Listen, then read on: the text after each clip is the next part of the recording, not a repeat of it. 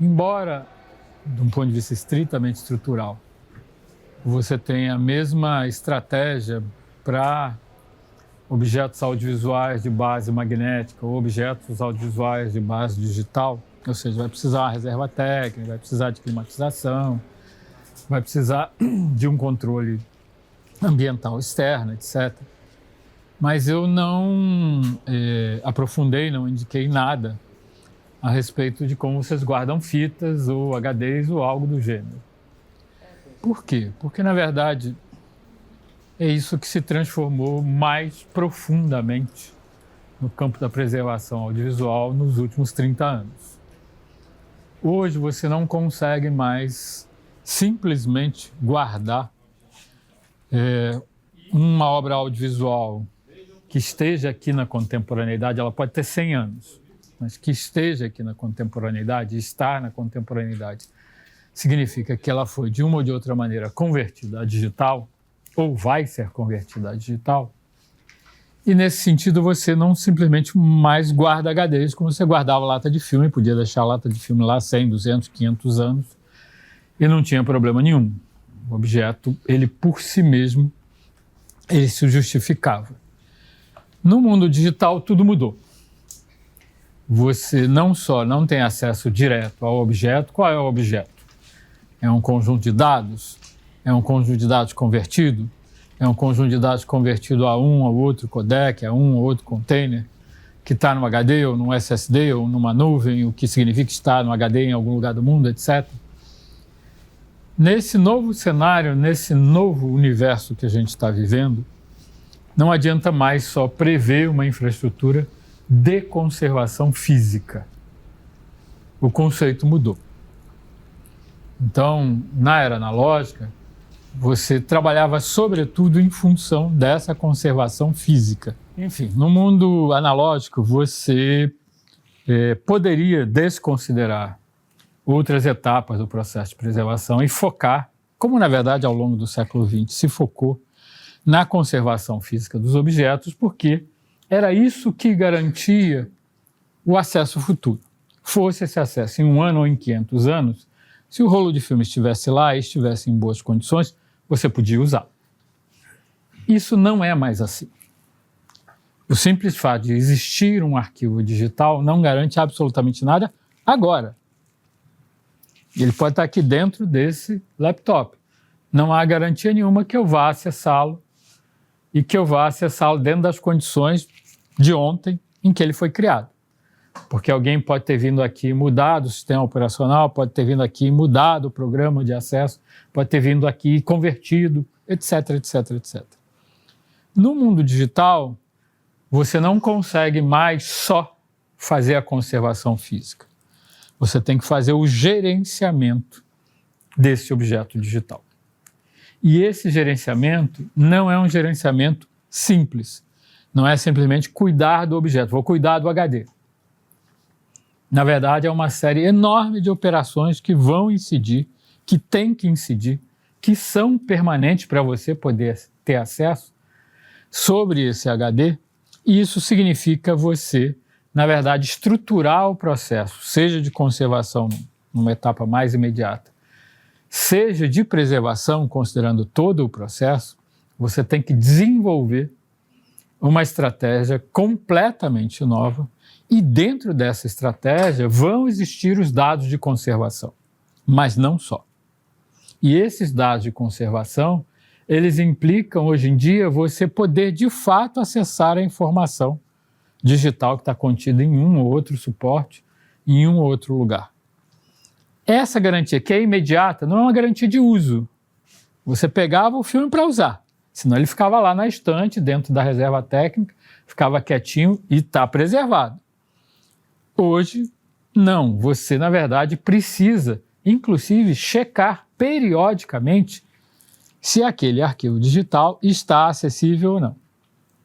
Se você não fizer esse trabalho, eventualmente você tem uma surpresa daqui a 1 ano, 5 anos, 500 anos, de você não poder acessar o arquivo digital. Não é usar. Usar já é uma outra etapa. Inclusive, isso se dividiu. Antigamente, acessar e usar era pegar o rolo do filme, por exemplo, botar no projetor. Pronto, acabou. Hoje acessar é uma coisa, usar é outra. E são etapas distintas e que têm protocolos distintos. E que significa você construir um sistema, o nome hoje é esse, um sistema de preservação que é crescentemente complexo. Ele vai se tornar cada vez mais complexo para nós. Para a sociedade, de uma maneira geral, começou com o sistema A, mudou para o B, joga o A fora. Para nós, não. Começamos com o A, passamos para o B, mas guardamos o A, passamos para o C, mas guardamos o A e o B, e assim por diante. Para nós, virou um tormento.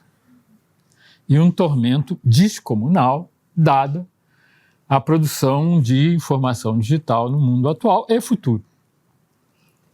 Eu já mencionei isso para vocês aqui, a taxa de perda anual hoje em dia, num país como a Inglaterra, é 90% da produção que circula pela internet, que é basicamente a forma de acesso atual.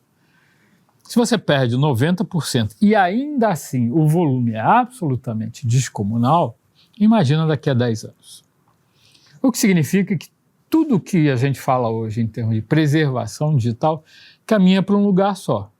Caminha para a automação, caminha para a inteligência artificial, caminha para muito mais o planejamento, que ainda é humano, do que para a execução, que é a máquina que vai fazer. Tá? Então, nesse sentido, a gente está no meio do caminho. Eu nem sei dizer para vocês o que vai ser daqui a 10 anos. Provavelmente vai ser uma coisa muito diferente. Tá?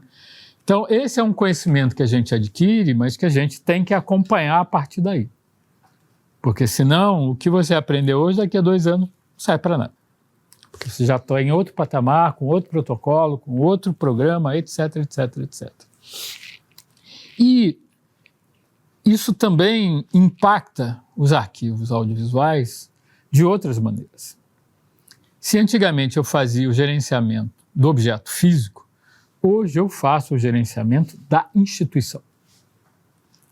Eu não preservo só os objetos físicos, porque eles não estão mais dissociados de todos os outros trabalhos que a instituição faz, e tudo hoje confluiu para um lugar só, que é literalmente um computador ou um sistema, uma rede, é um programa ou um conjunto de programas. Hoje a tendência é você ainda ter um conjunto de programas, mas ele vai atomizando e vai chegar num só que faz tudo.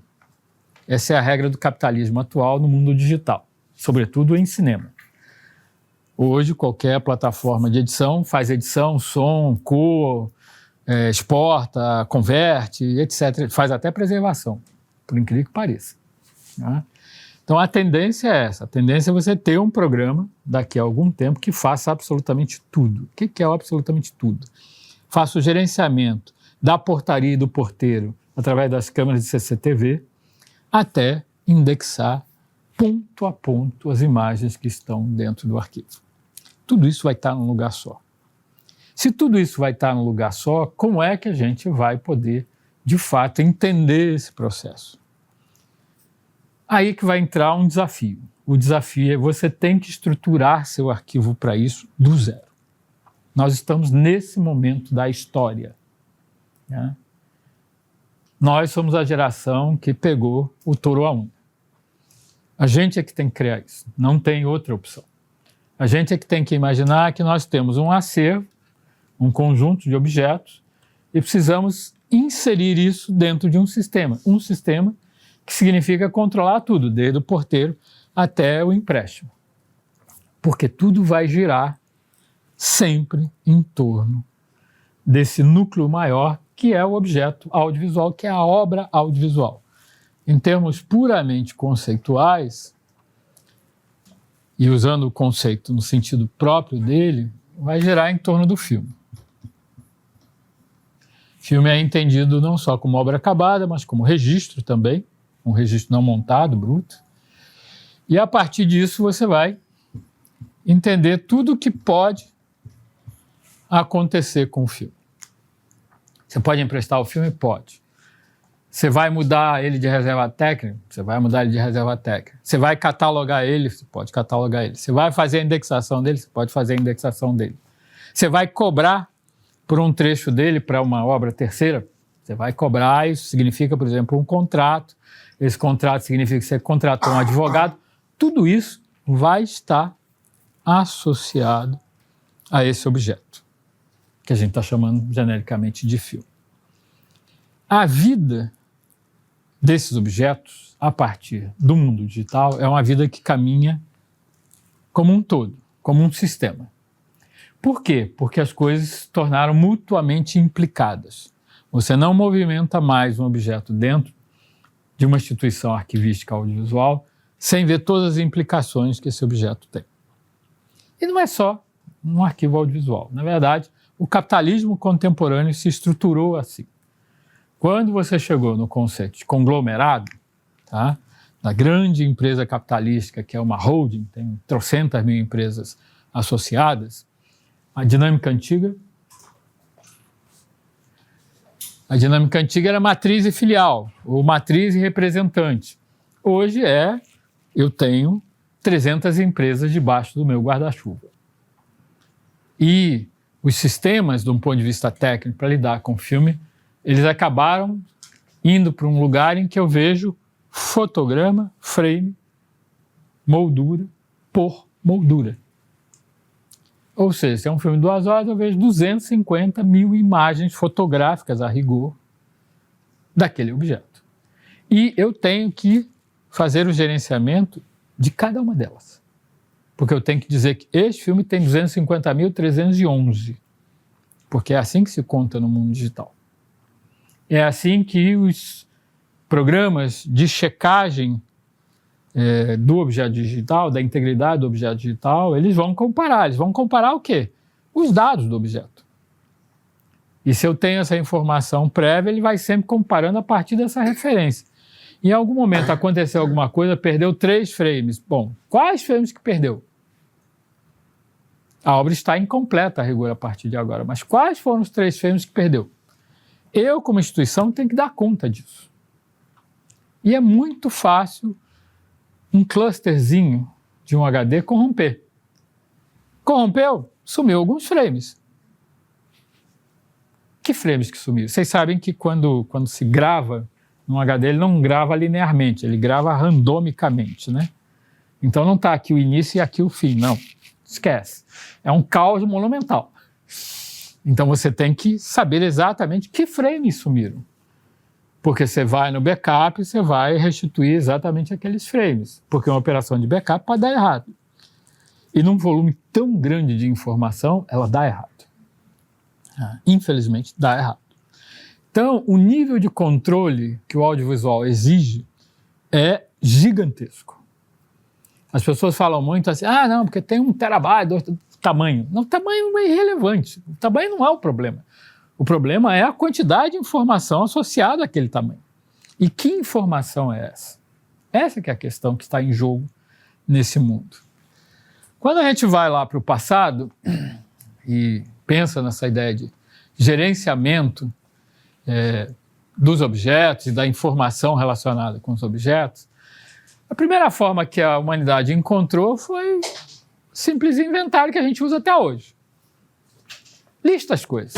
Eu quero saber quantas pessoas tem nessa sala. Faz uma lista, vocês assinam, eu conto e digo, tem 30 pessoas aqui nessa sala. E eventualmente eu posso até dizer quem são as pessoas, tem lá o nome de vocês.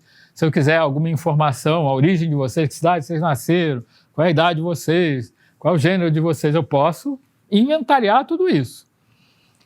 E esse inventário, ele é uma decisão de quem resolveu dar conta de um determinado número de objetos, ou de pessoas, ou de situações, etc. O inventário é eficaz até hoje. Se você não tem nada, pelo menos você vai ter que ter um inventário. E se você não tem condição de produzir 6, 7 tipologias diferentes de informação, nome, idade, sexo, local de origem, etc., pelo menos você diz assim, quantas pessoas tinham na sala? 30 pessoas. Já é uma informação útil, porque delimita um universo, porque define uma possível abordagem. Eu preciso de recursos para obter informações relacionadas a 30 pessoas. Quantos entrevistadores, pesquisadores eu vou precisar? 2 dá conta. Em uma semana eles já conversaram com todo mundo. Pronto.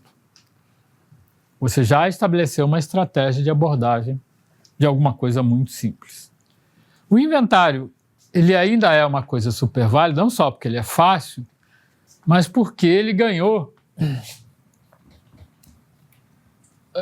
Já era. Ele ganhou um correspondente aí no mundo digital que está aí até hoje, esse sobreviveu.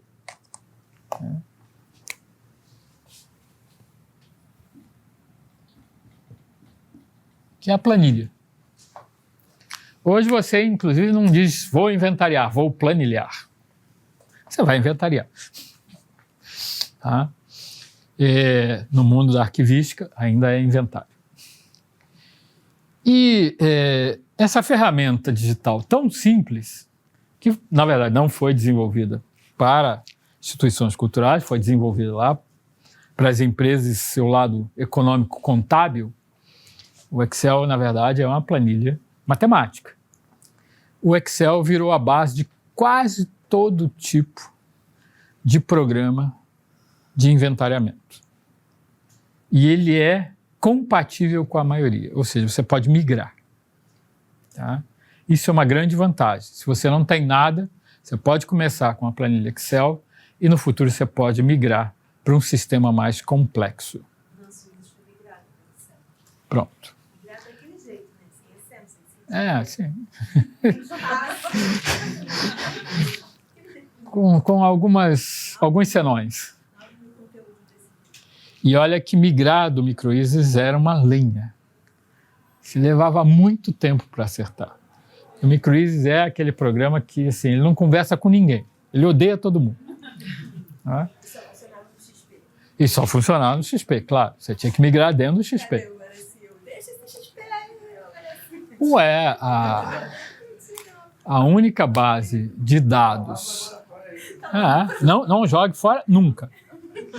A única base de dados que foi desenvolvida para o acervo de filmes em película da Cinemateca foi desenvolvida em 99, não era o MicroEasy, era um programa proprietário, ele foi construído para isso, mas foi construído na era do XP, ele ainda está no XP até hoje. Porque ele só funciona corretamente, ou seja, com todas as informações lá no XP. Se você migra, some um monte de coisa. E aí isso significa que, na verdade, assim, o Excel é um grande amigo. Você pode fazer em papel e lápis, mas se você puder, já começa com o Excel. Já é uma forma de inventariar. E é uma forma muito útil porque ele consegue migrar para quase todo tipo de plataforma que existe hoje em dia. Ele é um tipo de dado muito maleável. Você pode pegar as colunas e fazer correlações com a estrutura do banco de dados que você quer migrar.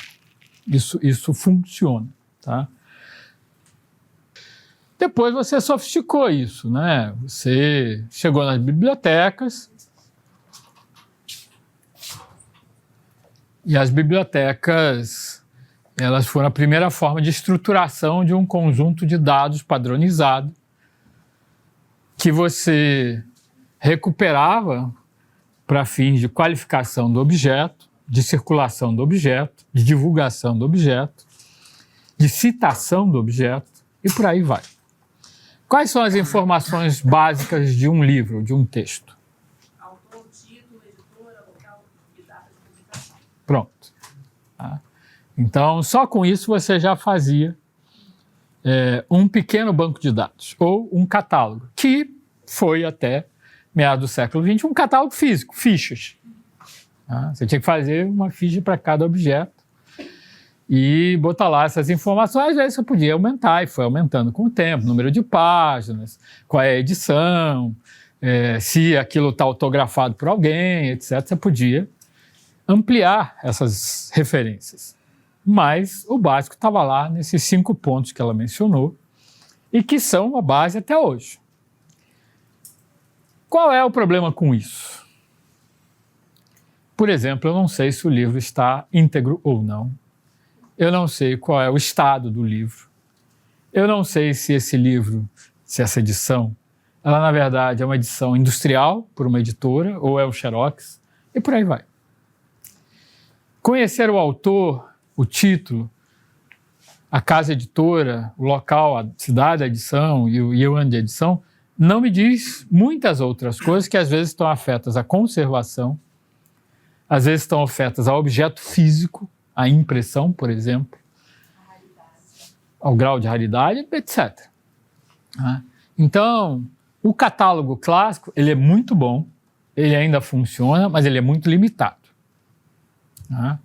E se no caso do livro, que em princípio é um múltiplo, isso parece não ser tão relevante, no caso do audiovisual, que é muito mais múltiplo a rigor do que um livro, isso é decisivo.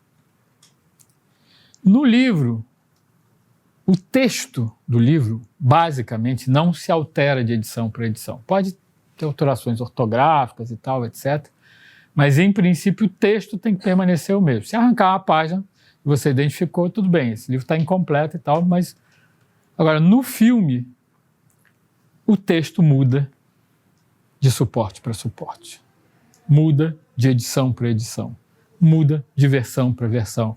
Muda de tecnologia para tecnologia. Diferentemente da literatura, o audiovisual, ele precisa manter a integridade de todos os seus componentes, e não só do seu, entre aspas, texto. Nesse sentido, os dados de conservação de um filme são mais decisivos do que os dados de autoria. Porque eles, de fato, qualificam aquele objeto. Inclusive, no arquivo de filmes é comum. Um produtor vem que eu queria usar um trecho do filme tal. Mas eu queria o negativo 35mm escaneados a 4K. Ele não vai aceitar qualquer coisa que você dê daquele filme. É o mesmo filme? Em tese é o mesmo filme. Mas ele não se apresenta da mesma maneira.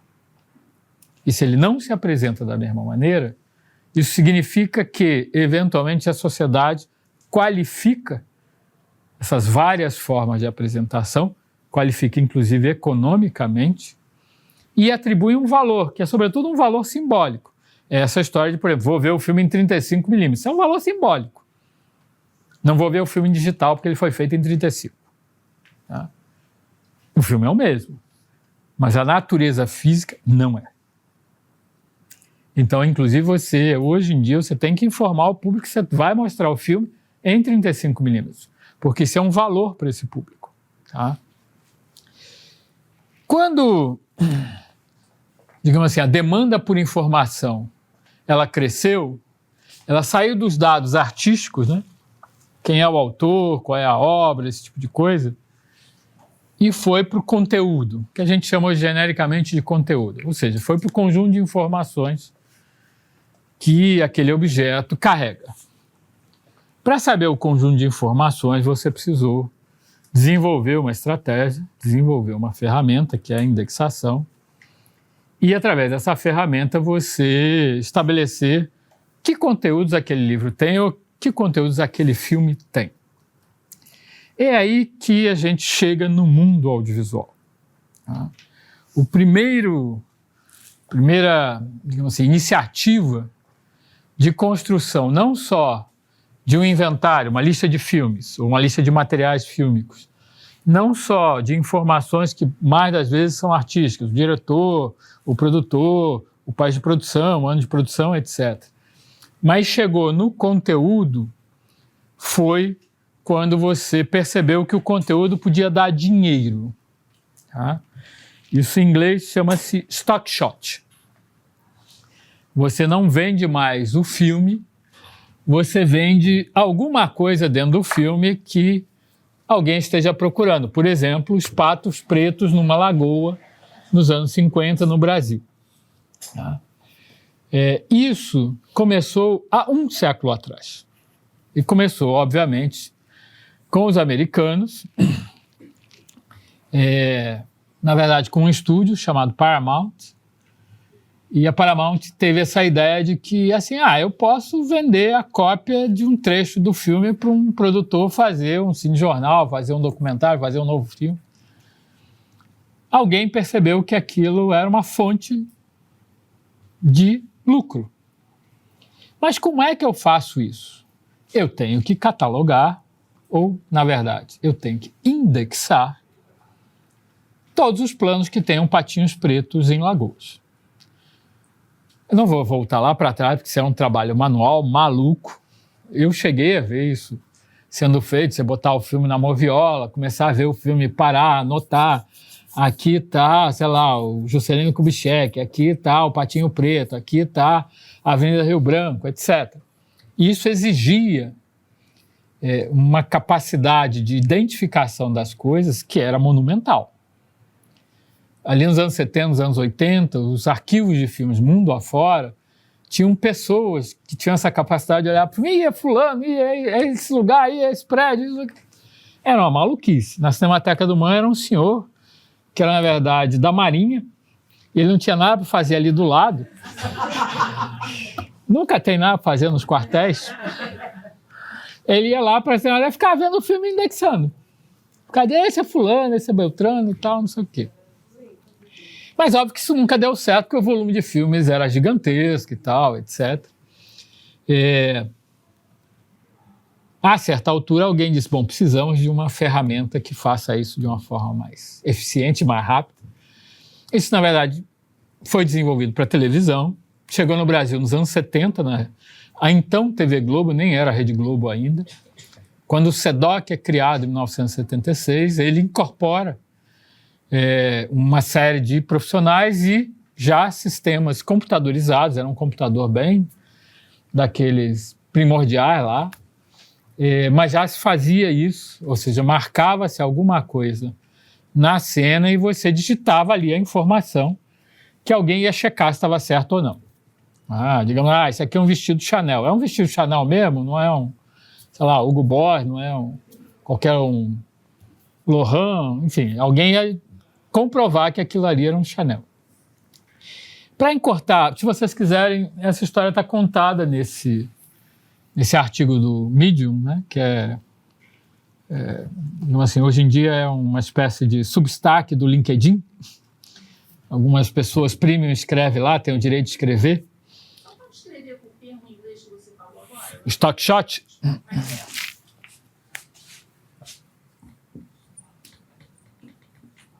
Obrigada. Plano de estoque. Está no estoque. Que seria esses patinhos pretos na lagoa. Tá?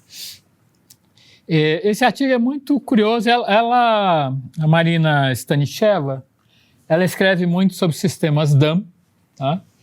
E ela escreveu esse artigo sobre o DAM aplicado. Daqui a pouco eu vou falar o que é DAM aplicado à indústria cinematográfica, né? Eu não vou mostrar o texto nem nada. Eu vou mostrar como funciona o software atual.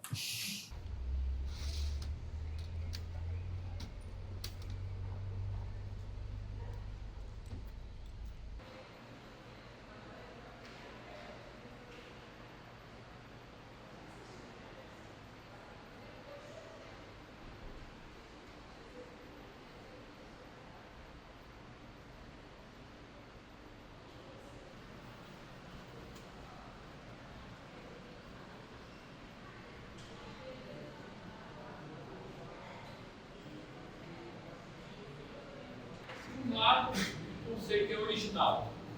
Do outro lado, o conceito é integridade da informação. Não confundam integridade da informação com conteúdo. Não é o que é dito. Não é o que está escrito. Não é o que foi apresentado na projeção. É como aquilo foi construído e chegou a uma determinada forma. Eu fiz o filme em Word, escrevi um texto em Word, sei lá, 2000. E é igual ao Word que existe hoje no pacote Office 2024? Não.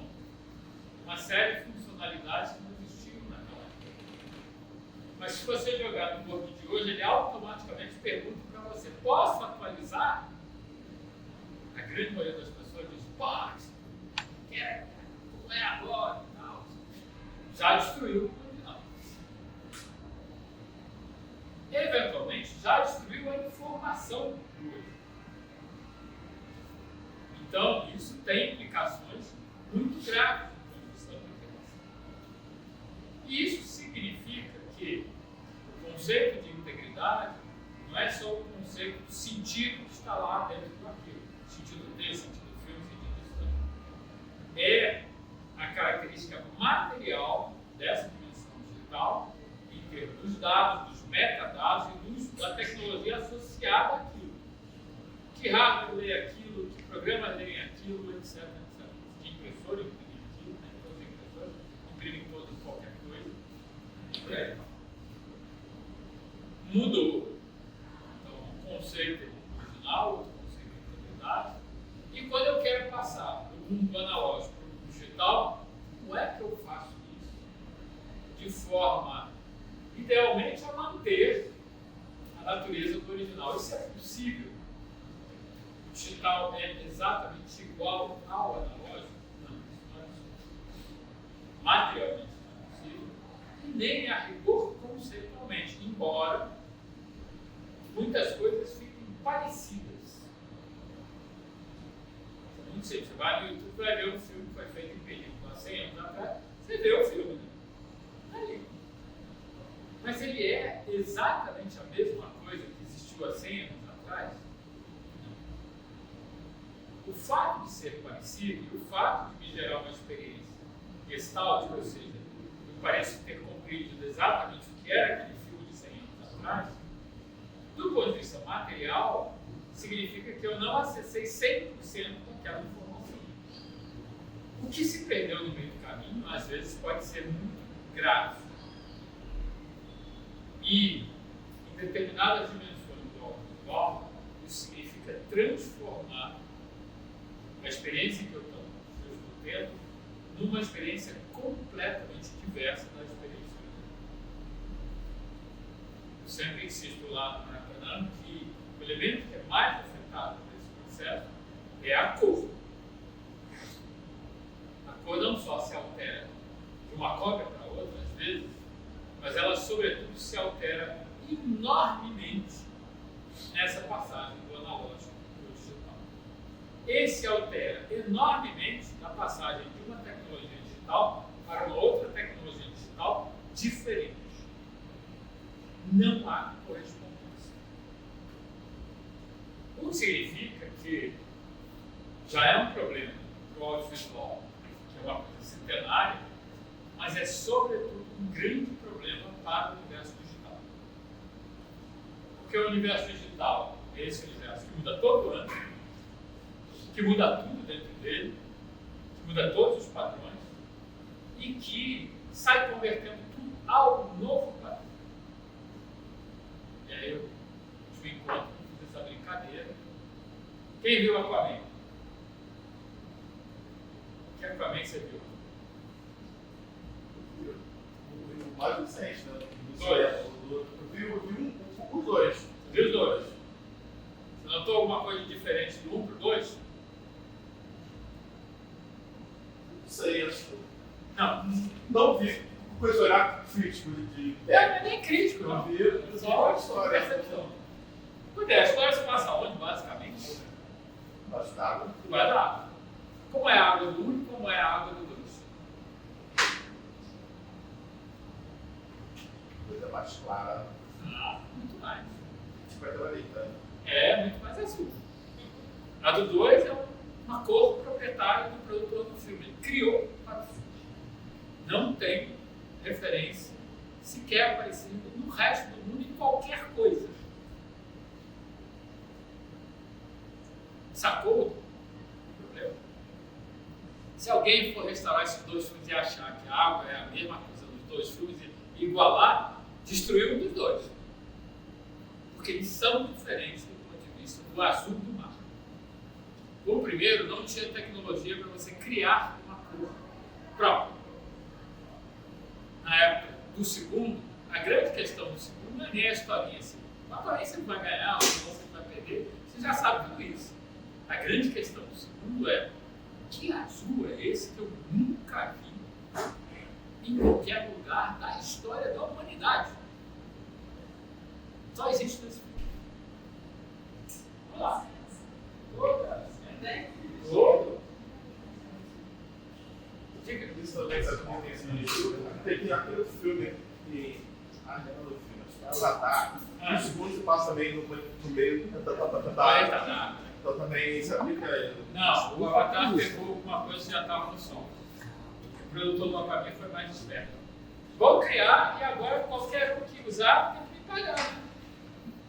Mas o Aquaman virou uma coisa muito popular na indústria gráfica. Muita gente hoje em dia, isso aqui é o Aquaman. Mas está pagando ao produtor. As cores não existem, vocês sabem disso. Cor é um fenômeno ótimo do nosso sistema visual, etc, e é uma propriedade da luz. Como elas não existem, elas podem ser inventadas artificialmente, convenção. E esse processo de invenção da cor ele é muito difícil e ele é raro. No passado, basicamente, era uma cor que gerava outra. Entre os egípcios, que foram os primeiros a brincar com isso, era o lápis lazuli, que eles iam roubar lá no Afeganistão.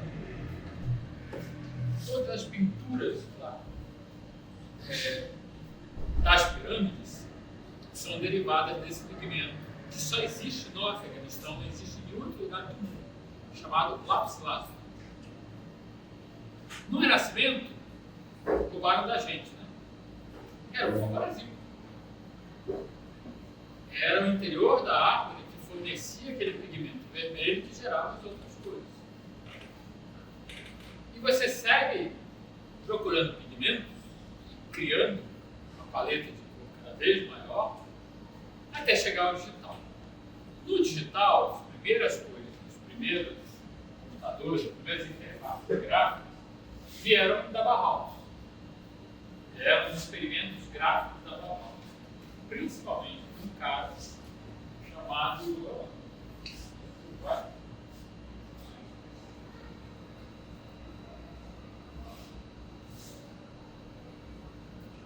só mostrar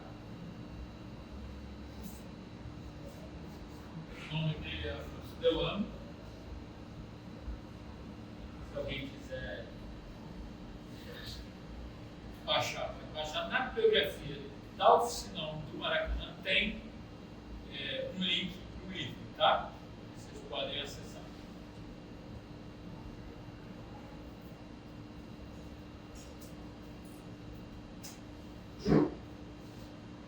O Ioannis Itens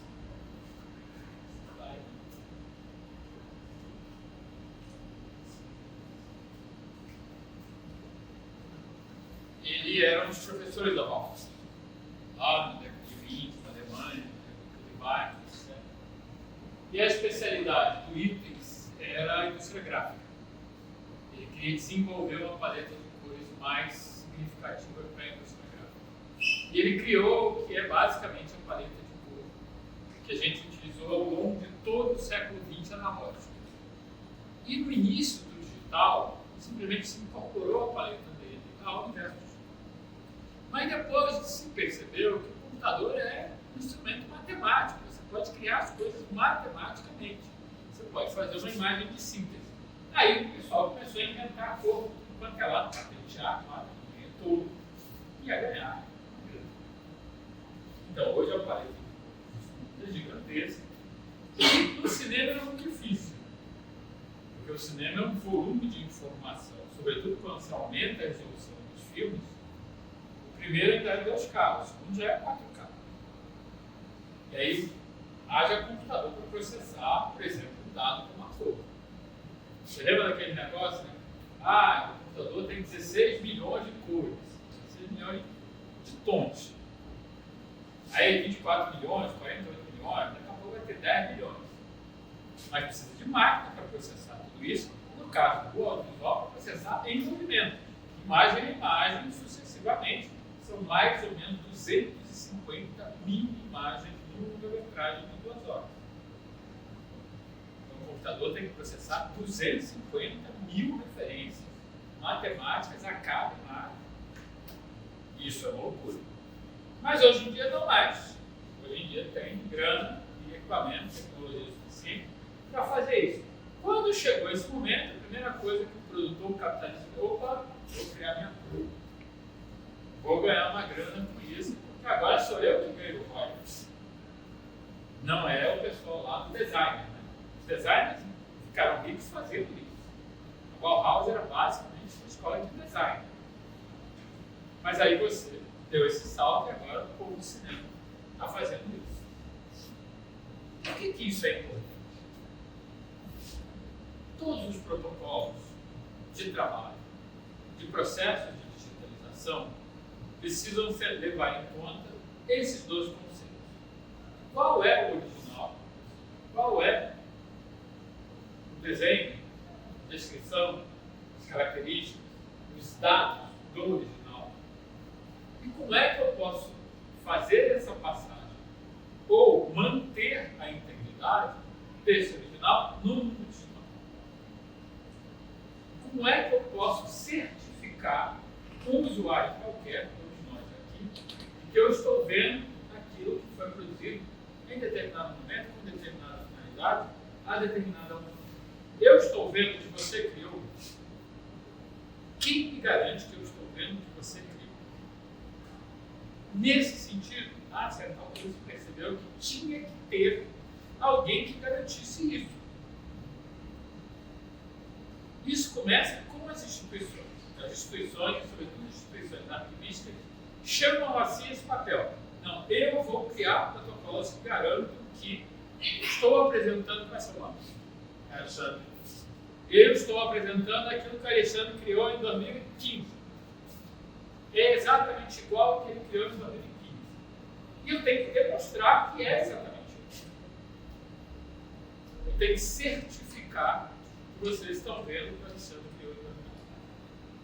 Esse processo, que já não era simples, pelo fato do digital não ser simples, e pelo fato de que a ideia da preservação é preservar, é manter tal qual, criou uma série enorme de dificuldades que ainda estão sendo pesquisadas, desenvolvidas, vencidas e estabelecidas. Se isso é verdade no mundo inteiro, é mais verdade ainda no Brasil. E hoje aqui a gente vai examinar o que seria essa dimensão para algo, em princípio, muito simples. Eu resolvi inverter um pouco as coisas. A gente não vai falar de filme hoje. A gente vai falar disso. Uma folha de papel. Um objeto impresso bidimensional. Um manuscrito. Um texto. Um impresso no sentido mais amplo.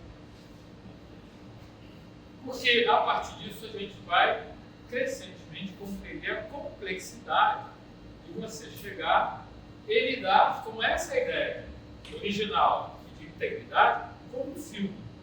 Filme aí no sentido amplo da palavra. Pode ser um videogame, pode ser um filme de cinema, pode ser uma reportagem de televisão, pode ser um registro caseiro.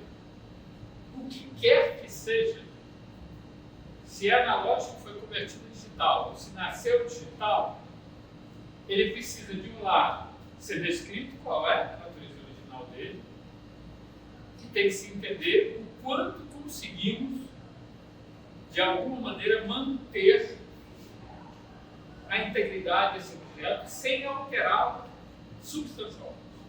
Alguma alteração vai ocorrer, a menos que você mantenha, como eu disse, toda a estrutura original. Se você manteve o computador de 1990, se você manteve os programas, sistemas operacionais, etc., de 1990, e se aquilo está funcionando em 2024, beleza, ok, tudo bem. Mas como isso é quase impossível, como é que, na verdade, a gente certifica que aquele objeto de 1990 está sendo visto hoje com alterações pouco significativas?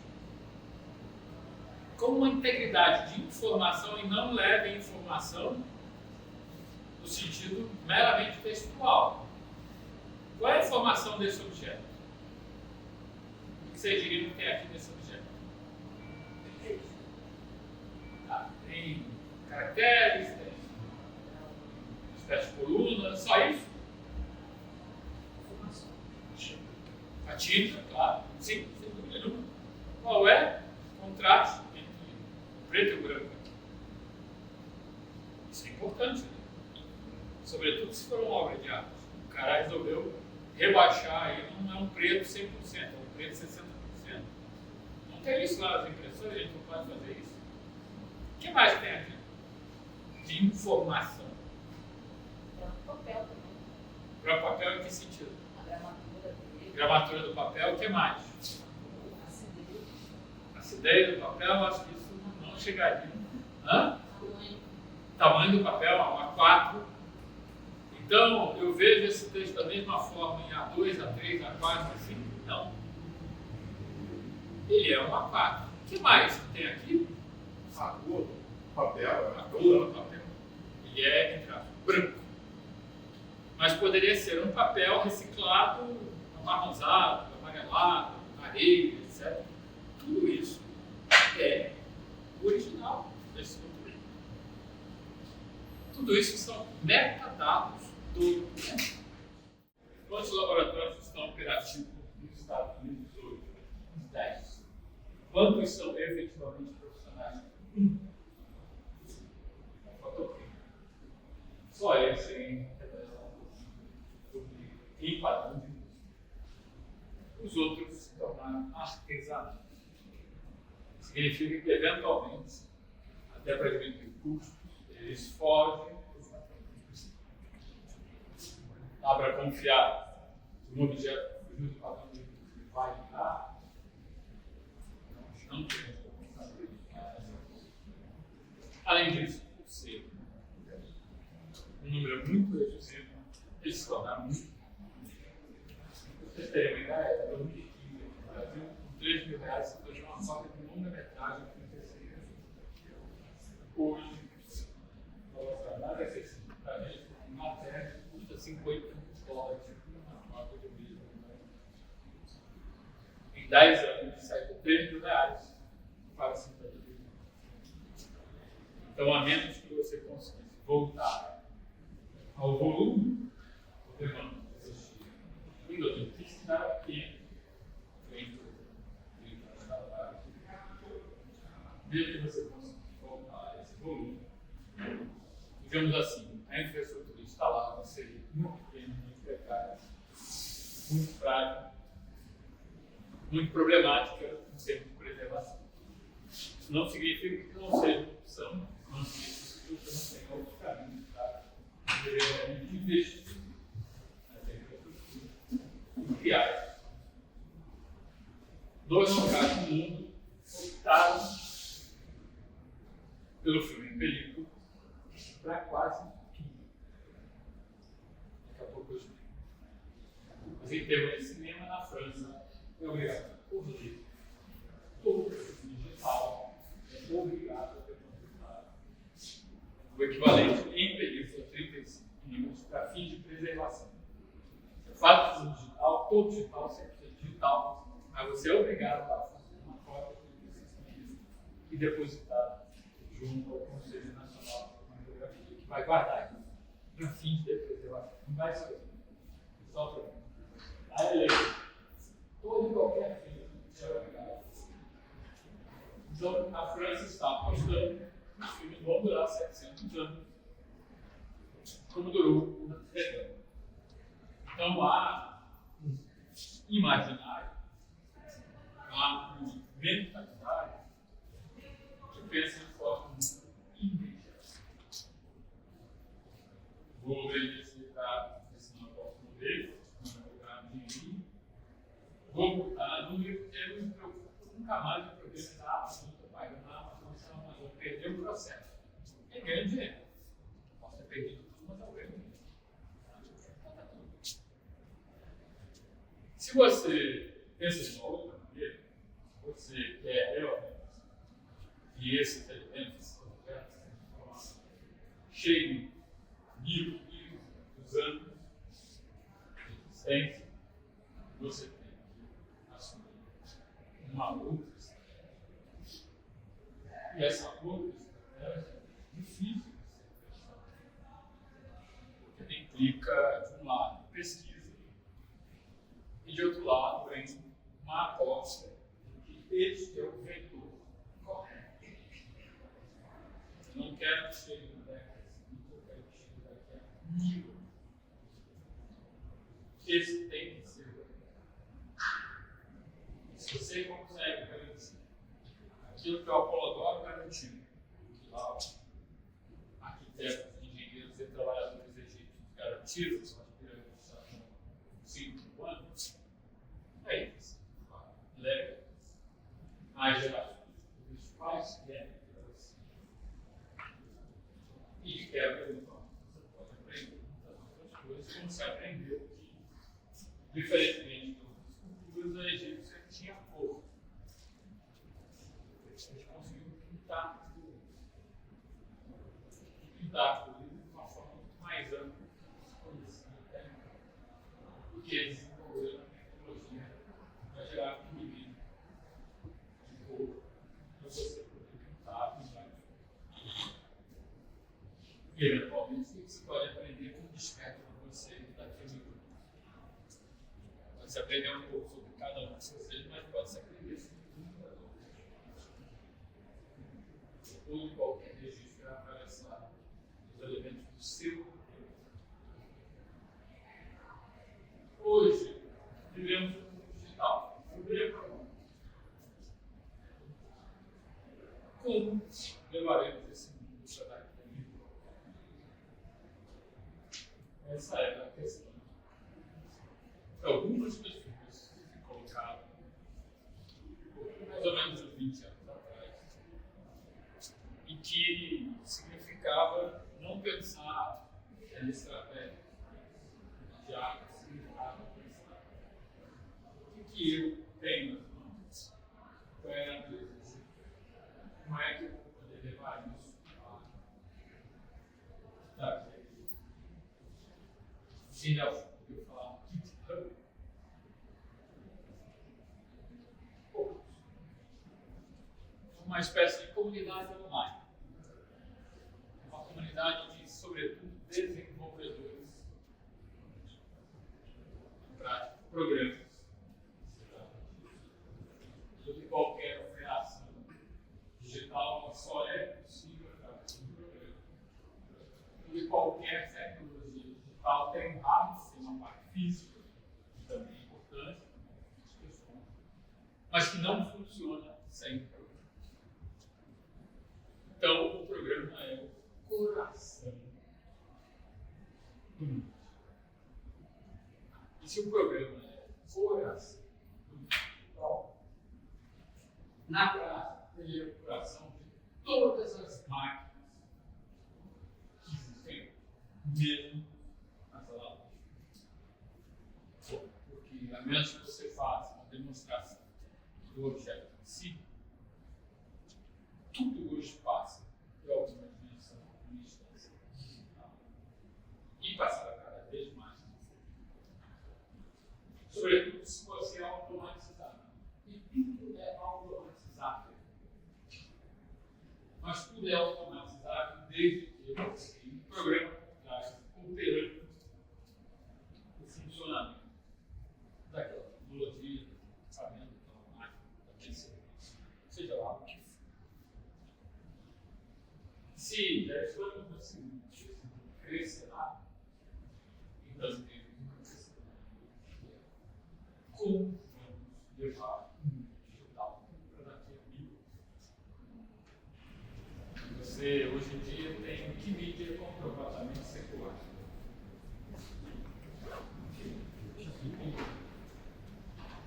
Então, o GitHub contratou uma empresa no Wikimedia chamada Pickle. P-I-Q-C, que fabrica rolo de filme 16mm e que é usado para guardar dados. Você inscreve a laser os dados, ou seja, os códigos-fonte. E hoje, o GitHub guarda esse rolo de filmes numa mina no Ártico, chamado Archive Ártico.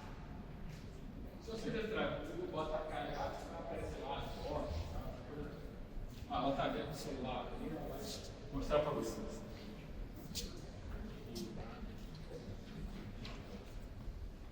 Comprovadamente, a película dura mais do que o suporte magnético moderno.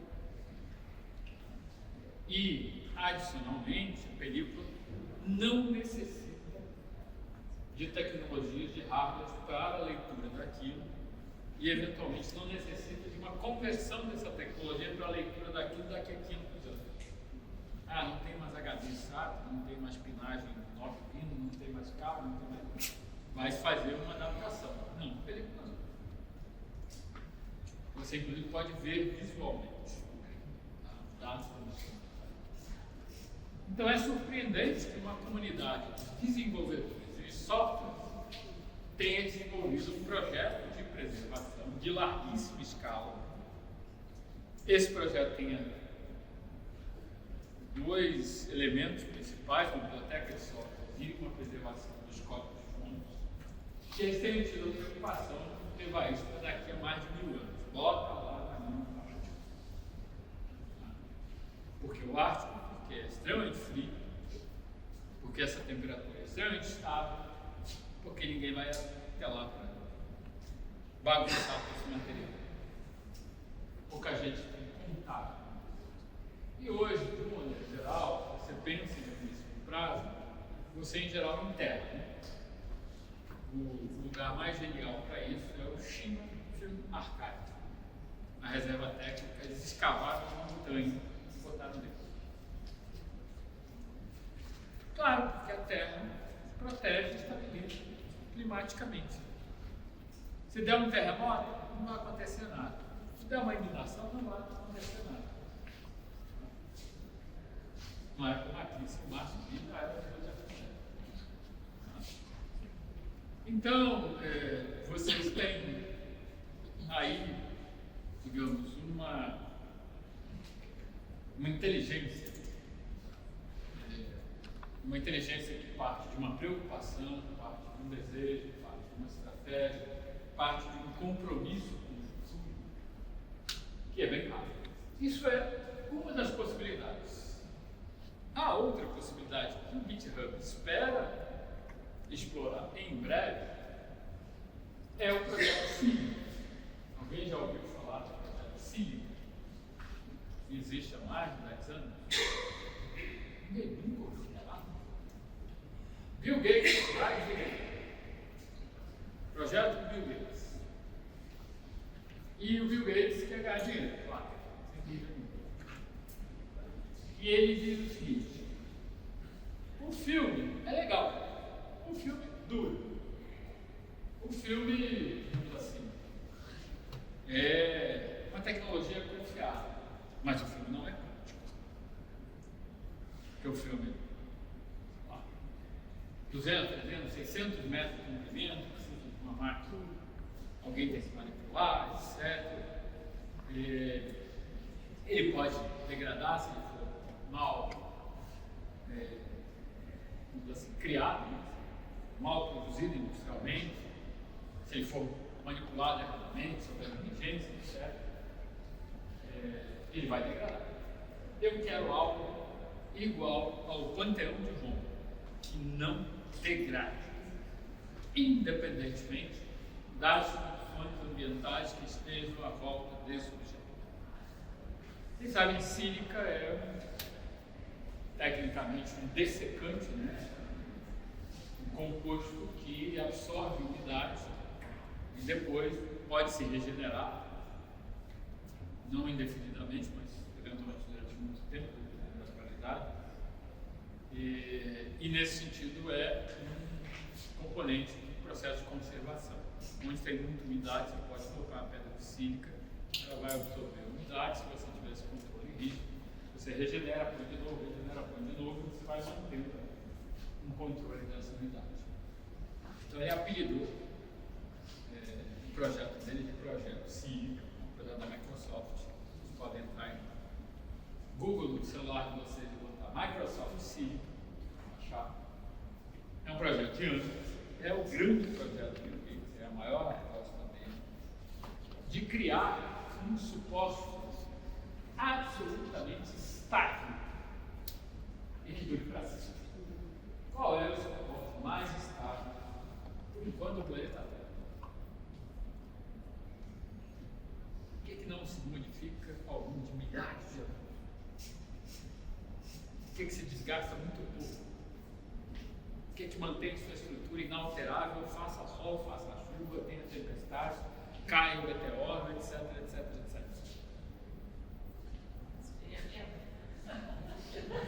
É a pedra. Já chegou? Tá quente. Tá quente, tá quente. Ali, mais quente ainda. Mas, então, o que é uma sílica? Tipo de rocha. Você vai dar rocha. Não é qualquer rocha. Ah, falou areia. O que é areia? Mais quente ainda. Quartzo. O projeto Sílica é para criar um vidrinho de cristal que possa registrar qualquer coisa e guardar para sempre. Qualquer coisa. Em 2017, o primeiro filme foi armazenado em sílica desse quadradinho. É um quadradinho só, um vidrinho só, com a cronometragem inteira.